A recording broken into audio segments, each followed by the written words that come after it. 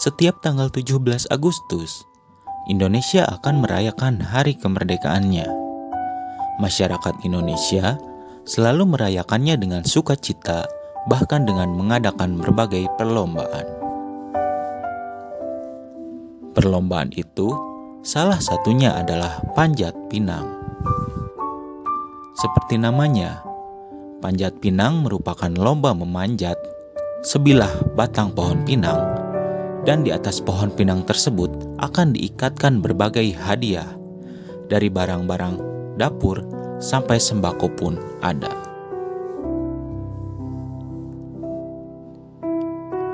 Lomba panjat pinang ini biasanya diikuti oleh beberapa kelompok yang terdiri atas beberapa orang dan akan bekerja sama memanjat tiang setinggi 10-12 meter untuk mendapatkan hadiah yang dipasang di puncak tiang.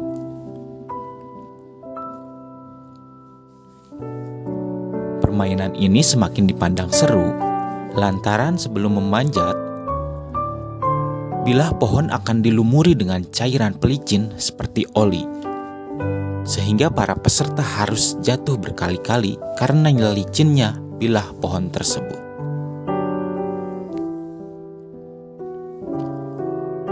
Lomba ini sudah dilakukan oleh masyarakat Indonesia sejak zaman dahulu.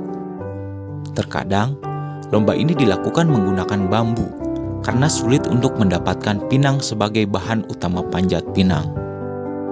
Namun, apakah kalian tahu jika panjat pinang ini adalah warisan penjajahan Belanda?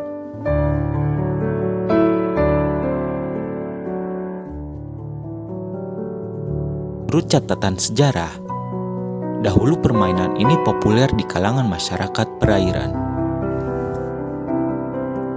Selain permainan untuk bersenang-senang, rupanya panjat pinang bisa jadi media melatih kekuatan fisik. Permainan panjat pinang sudah ada di Indonesia sejak berpuluh-puluh abad yang lalu. Para pelaut Belanda yang menyebarluaskan permainan klasik ini. Awalnya, permainan panjat pinang berasal dari kebiasaan para pelaut melatih fisik di kapal. Namun seiring dengan berlabuhnya kapal mereka di daratan, banyak masyarakat awam yang meniru kebiasaan tersebut dan mengadopsinya jadi permainan tradisional. Awalnya, permainan panjat pinang tumbuh subur di kota-kota pelabuhan seperti di Batavia, Semarang, atau Surabaya.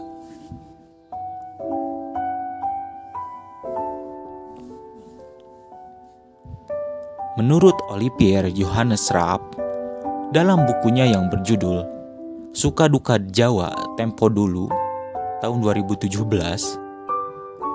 permainan panjat pinang sudah ada sejak abad ke-19 Masehi. Panjat pinang merupakan permainan yang sering dilakukan oleh para pelaut Belanda yang sedang berlayar ke berbagai tempat jajahan termasuk Indonesia.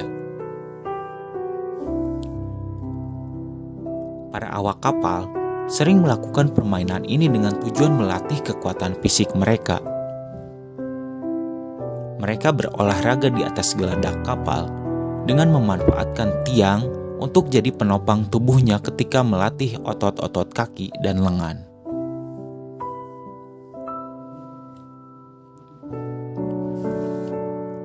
Seperti para pelaut pada umumnya, penjelajah Belanda kerap memanfaatkan barang di sekitar kapal untuk jadi objek melatih kebugaran. Selain menggunakan tiang layar, tak jarang pula para pelaut Belanda melakukan latihan otot dengan mengangkat dan menurunkan jangkar kapal secara bergantian dengan awak lainnya. Oleh karena itu, olahraga di kapal menjadi kewajiban dan kebutuhan para pelaut Belanda.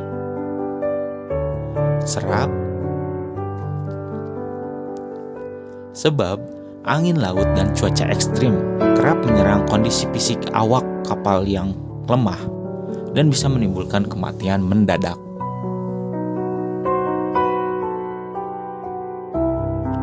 Oleh karena itu, para awak kapal seringkali memanfaatkan waktu luang untuk berolahraga di atas geladak.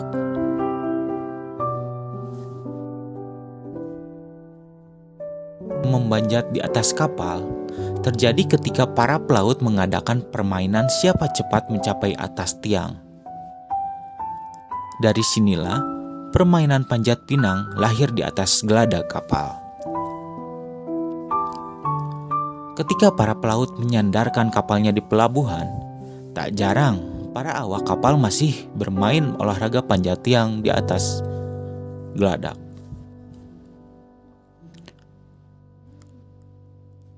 Seperti halnya pertunjukan yang mengasyikan, masyarakat pribumi melihat dan meniru permainan ini di daratan. Mereka menggunakan tiang yang terbuat dari kupasan pohon jambe atau pinang. Pohon yang memiliki ketinggian lebih dari 12 meter ini ditanam pada lubang tanah yang lumayan dalam. Setelah memastikan tiang terpancang kuat, para anak remaja di sekitarannya siap menjajal permainan panjat tiang ini.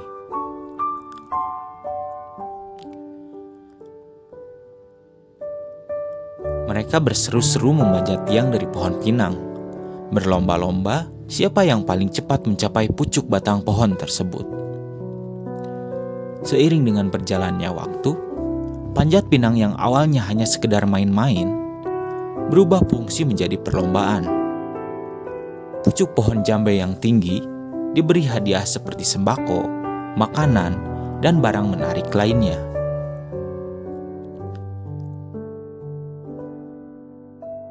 Para peserta lomba memperebutkan hadiah yang tergantung di pucuk tiang tersebut.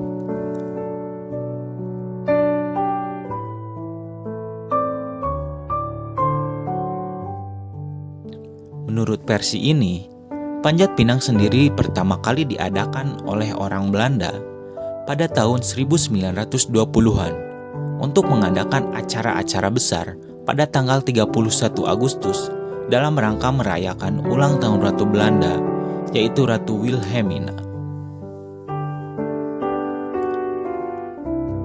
Perlombaan panjat pinang kala itu disebut De Klimas, yang artinya memanjat tiang.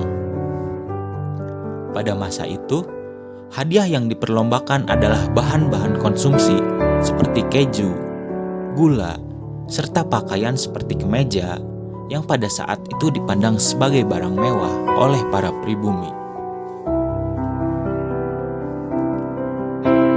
Nantinya, para pribumi akan berlomba-lomba memanjat pohon pinang tersebut untuk meraup hadiah-hadiah yang digantung di atas pohon pinang tersebut.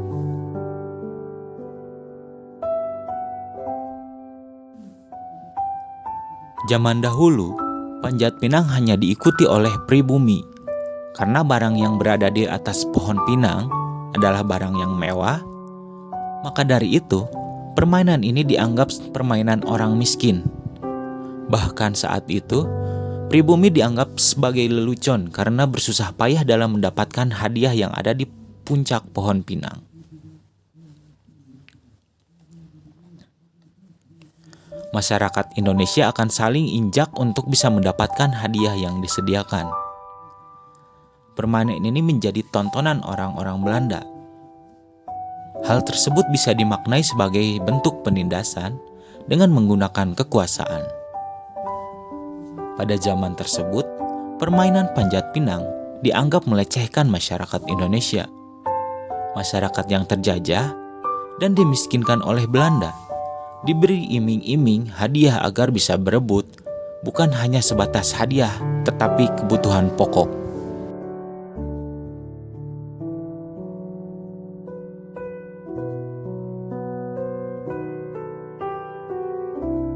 Dikutip dari bibliografi beranotasi, hasil penelitian Balai Pelestarian Sejarah dan Nilai Tradisional Tanjung Pinang tahun 2009 oleh Nismawati Tarigan, disebutkan bahwa permainan panjat pinang bermanfaat sebagai hiburan dan penyelenggaraannya dilakukan pada saat peringatan perayaan kemerdekaan Indonesia.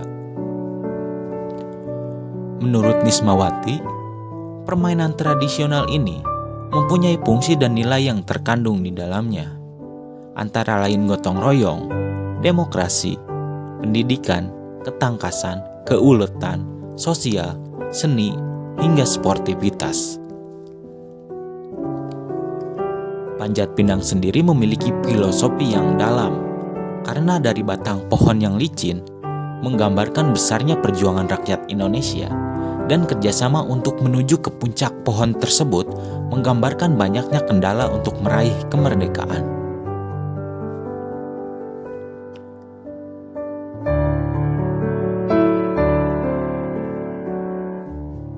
Beberapa arti filosofi tersebut adalah: pertama, Panjat Pinang mengajarkan untuk berjuang dalam mencapai kemerdekaan.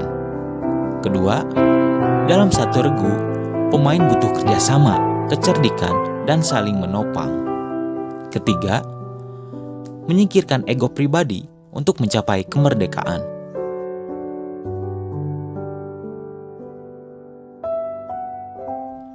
Keempat, hasil kemerdekaan dibagi rata oleh masyarakat. Sampai saat ini, Panjat Pinang masih banyak dimainkan oleh masyarakat. Panjat Pinang berfungsi untuk menjadi hiburan masyarakat saat kemerdekaan.